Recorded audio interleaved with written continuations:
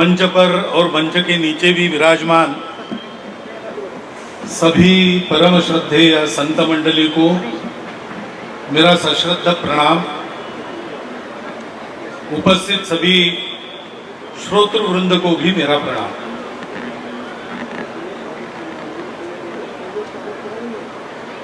सत्य, अहिंसा, शांति और समता। आज योग ऐसा है कि इस कार्य को चले 800वां साल चल रहा है, उसका भी देश भर में उत्सव मन रहा है।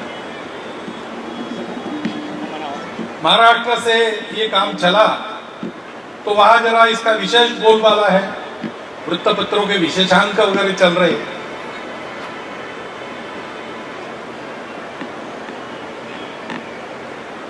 तो वो जो 800 साल से प्रयास चल रहा है, उसका 800वां वर्ष मनाने के जो सारे प्रयास हो रहे हैं, उन प्रयासों को स्वाभाविक है मेरा तो समर्थन नहीं, मेरा यानी एक व्यक्ति के नाते नहीं, संघ के स्वयंसेवकों का समर्थन रहता ही है ऐसे कामों को, क्योंकि उसमें समता है और हिंदू समाज को संगठित करना है तो समता अनिवार्य बात है। सामाजिक समता और हिंदू संगठन ये दो समानार्थी शब्द है, ऐसा पूजनीय बाला साहब देवरस जी हमारे तृतीय सरसंघ चालक कहते। और शांति सबको चाहिए, क्योंकि शांति में से ही उन्नति होती है और हम सब लोग भारतवर्ष की, भारतीय समाज की उन्नति चाहते हैं। और केवल हमको उन्नति नहीं चाहिए, वो नीति के साथ उन्नति चाहिए। तो भारतवर्ष में सत्य की प्रतिष्ठा है, ये सत्य पर चलने वाला देश है, सत्यमेव जयते वाला देश है। और इसका प्रयास हमेशा ऐसे रहा है, जीने का तरीका ऐसा सिखाओ कि हम भी जिए और दूसरों को जीने दें। इसी को कहते हैं अहिंसा। भाई चार बातें देखी तो समानार्थी शब्दों में धर्म का वर्णन है। धर्म के चार पैर है। पहला है सत्य, वो जैसा का वैसा हमने उच्चारित किया है। दूसरा है करुणा, करुणा ही अहिंसा की जननी है। मन में दया आती है, मन में अपनेपन के कारण एक लगाव रहता है, तो मनुष्य विचार करता है मेरे कारण दूसरे को धक्का न पहुंचे। और तीसरा है पवित्रता। अब ये सत्य पर चलना और किसी को दुख नहीं देना, ये वही आदमी करता है जो विचार, वाणी और कर्म से पवित्र हो, यानी शरीर मन बुद्धि से पवित्र हो। बाह्य शुचिता, अंतर्गत शुचिता दोनों चाहिए। और ये अपने आप नहीं होता, उसके लिए तपस्या करनी पड़ती है। उस तपश्चर्या को धर्म का चौथा पैर कहते हैं। अब वही बात है, अंतर्बाह्य शुचिता जिसके पास है वो सबको उसी आत्मीय और पवित्र नजर से देखेगा, तो उसको कोई छोटा बड़ा दिखाई नहीं देगा, सब अपने दिखाई देगा।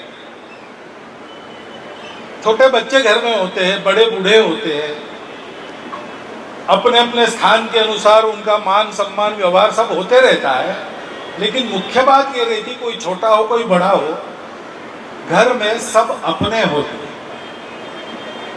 और इसलिए छोटा बालक भी थोड़ा बीमार हो गया तो बड़े व्यक्ति अपने अधिकार को छोड़कर उसके लिए ज्यादा करते हैं, स्वयं को थोड़ा पीछे रखते हैं। घर के बड़े बूढ़ों की सेवा जो कमाना जिन्होंने बंद कर दिया है और दवाई का खर्चा जिनका बढ़ जाता है, उपयोग तो कुछ नहीं, खर्चा बढ़ गया, ऐसा नहीं सोचते, क्योंकि ऐसे होने के बाद भी वो हमारे अपने हैं।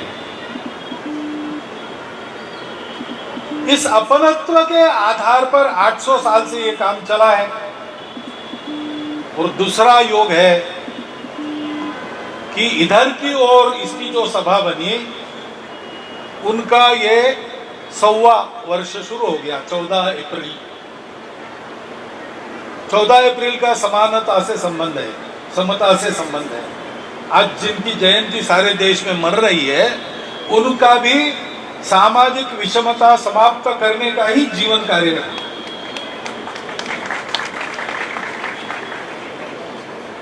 तो ये सारे योग एकत्र आए हैं और इस अवसर पर मैं आप लोगों में उपस्थित हूं, मुझे बहुत आनंद हो रहा है,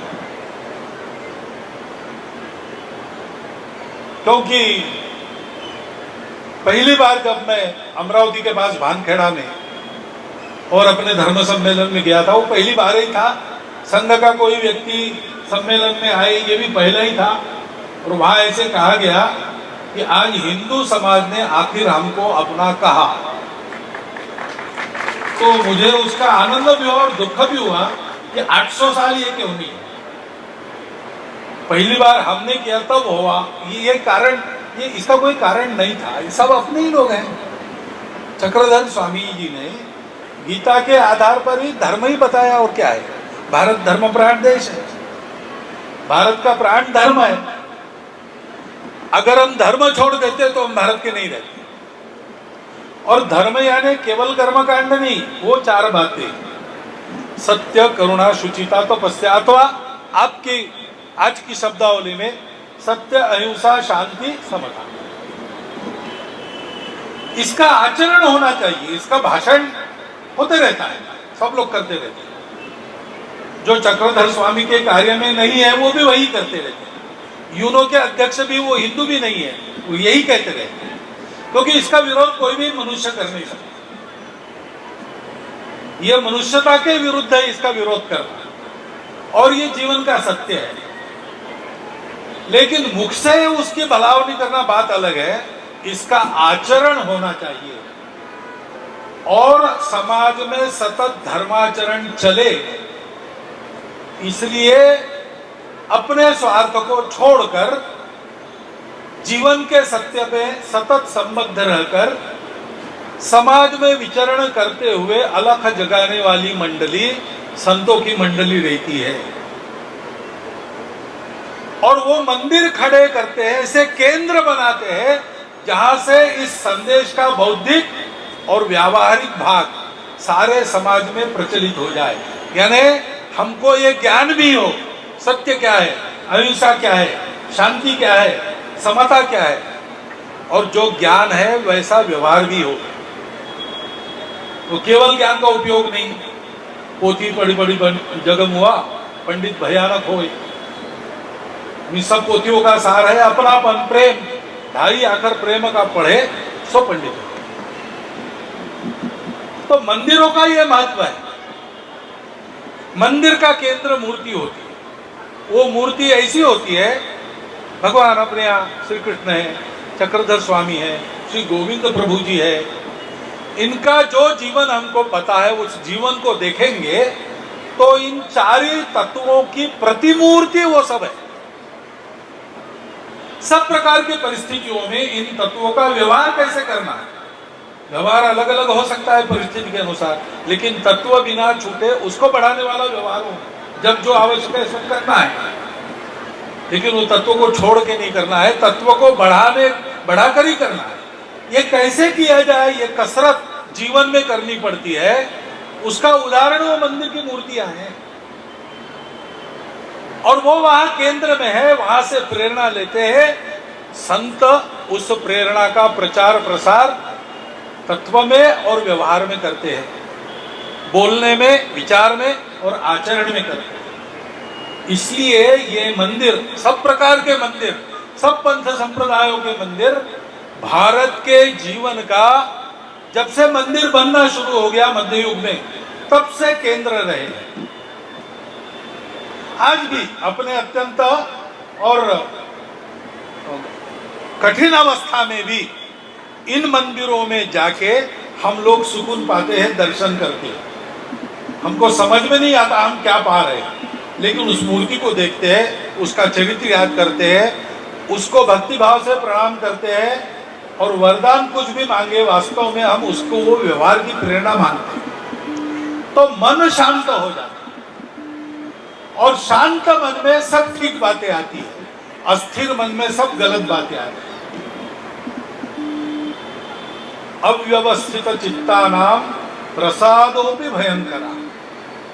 जब आदमी का मन खलबली में रहता है, व्यग्र रहता है, अशांत रहता है, तो उसने कोई अच्छा काम भी किया, कोई प्रसाद भी दिया तो भी वो भयंकर हो जाता है। जंगल में भालू होता है, वो हमला करता है आदमी पर दिखा के और पकड़ के उसको फाड़ डालता है। लेकिन कुछ लोग कहते हैं वो भालू हमला नहीं करता, उसको आदमी अच्छा लगता है इसलिए उसको पकड़ता है और पकड़ के उसको हंसाने के लिए गुदगुदी करता है।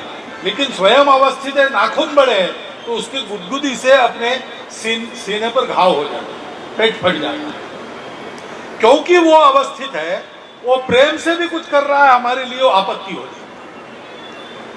मंदिर में हमको मन की शांति मिलती है, शांत मन में सब अच्छी बातें अपने आप प्रवेश करती है, क्योंकि मनुष्य का स्वभाव अच्छाई की ओर जाता है। हमारी आंखों में अगर विषमता का विष चढ़ गया है तो उसको उतार दे। चक्रधर स्वामी ने क्या किया? तत्वज्ञान तो गीता का ही बताया, लेकिन तत्वज्ञान वही बताया, लेकिन व्यवहार करके बताया। उस समय इस ज्ञान के अधिकारी जिनको नहीं मानते थे उनको जोड़ा। महिलाओं को ज्ञान का अधिकारी नहीं मानते थे। कई हमारी प्रचारिका महिलाएं तब से बन रही है, ये आज की बात नहीं है, उस समय में यह सोचा गया। इसलिए सोचा गया कि संतों को जो समदृष्टि प्राप्त होती है वो उनके पास था, और उस समदृष्टि को सारे समाज को देने का बीड़ा उन्होंने उठाया। ये ईश्वर का ही काम है, ईश्वर की प्रेरणा से होते हैं, ईश्वर के अवतार करते हैं, संतों के द्वारा आगे बढ़ता है। हम लोगों को इसमें हाथ लगाना है। मैं क्यों आता हूं? वहां भी आया, अमरावती, नागपुर में भी मिला, उसके बाद सोलन में गया, आज यहां पर आया, खतौली में जाने वाला हूं, और अगले सत्र में देखते हैं तेलंगाना का भी क्या बनता है। तो ऐसे लोग जरूर निकलेंगे समाज में कि ये संघ के सरसंघ चालक को जयकृष्णियों का, महानुभावों का बड़ा प्रेम है। प्रेम तो हमारा सबके साथ है, पूरा समाज अपना है, और जिस समाज के हम हैं वो समाज पूरी मानवता को अपना मानने वाला है। महाराज की जय। हे विश्वची माझे घर, ऐशी दयाची मती स्थिर, किंबहुना चराचर आपणची झाला। ऐसा जिनका वर्णन करते हैं वो संत जहां जहां होते हैं वो काम मेरा अपना ही है, इसलिए मैं आता हूं। मेरे से कुछ हाथ लग जाए, काम हो जाए। अब उनका भी नाम मोहन ही है, मोहन बाबा ही है, और वो भी बड़े प्रेमी भक्त है, तो वो बहुत कौतुक करते हैं और सारा श्रेय मुझे। ऐसा नहीं है, ये काम ऐसा है, इसका समय आया है, इसका समय आया है। अपने देश में धर्म का उत्थान होना है, ये वासुदेव कृष्ण की इच्छा, ऐसा योगी अरविंद ने कहा है। इसलिए धर्म के उत्थान के साथ भारत का उत्थान, ये प्रक्रिया चल पड़ी है और ये पूर्णता की ओर जाएगी, ये पक्का है। और इसलिए आपके इस प्रचार कार्य के, संप्रदाय के कार्य के, धर्म के कार्य के उन्नति के लिए जो जो साधन आप पाने का प्रयास करते हैं उसमें आप सफल हो रहे हैं। हम जुड़ते हैं, वो हमारे लिए भाग्य है कि हम निमित्त बन रहे हैं।